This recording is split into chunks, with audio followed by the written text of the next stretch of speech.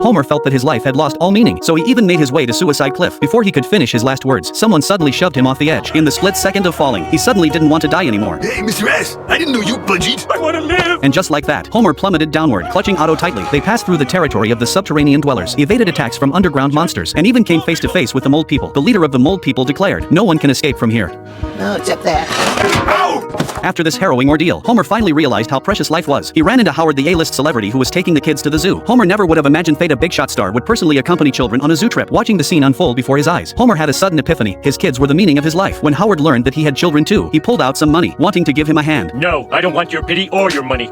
Upon returning home, Homer was filled with the desire to shower Bart with fatherly love, but Bart had already taken Nelson as his dad. Homer then tried to help Lisa with her homework. Lisa asked him to find 3 words where the letter Y serves as a vowel, but the task proved to be way too difficult for him. In the end, Homer had no choice but to turn to Maggie. Yet in Maggie's eyes, Homer looked like nothing short of a monster. She got scared and turned to run away at once. Homer quickly mimicked the Teletubbies, showing her the little TV screen on his belly. He even took Maggie to learn how to swim. All the other kids jumped into the water and swam toward their own dads. But to Maggie, Homer was just a terrifying, chubby monster, and she kept backing away in fear. It wasn't until they were on their way home that Maggie spotted a butterfly perched on the car window. She held out her tiny finger to show Homer, but Homer misinterpreted her gesture completely. He thought Maggie wanted to go swimming in the ocean, so the two of them headed to the seashore. A huge wave crashed over and swept Homer away in an instant. He tried to reassure Maggie, but his body was being pushed farther and farther out to sea by the waves. He thought to himself that if he swam a few strokes underwater, he could kick off and surge back toward the shore, but he ran out of breath after just a couple of strokes. Homer had no choice but to shout at Maggie to call the police immediately. Seeing her dad in such a desperate state, Maggie decided to save him all by herself. In the nick of time, she actually pulled Homer safely back to shore. Marge was completely baffled by what she saw. How could a tiny baby possibly lift a grown man to safety? When a parent's life is in danger, a child can summon superhuman strength. All I care about is that my little girl loves me. Oh, and we're gonna spend a lot more time together from now on.